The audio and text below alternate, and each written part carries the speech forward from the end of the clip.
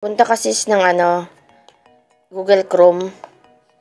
Click mo yung Chrome, type mo aripayment.com.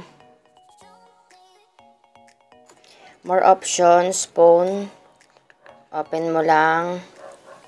Philippines, type mo lang ang number mo.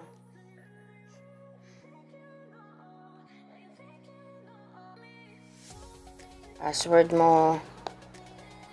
Then punta ka lang dito sa may sa upper left side, yung tatlong guhit, click mo. Tapos click mo lang dito sa may my link account.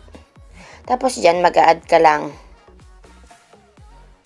Add mo lang yung GCash na ibabind mo. Basta active fully verified GCash. Yun lang para makapag-cash out ka. Okay, sana naunawaan.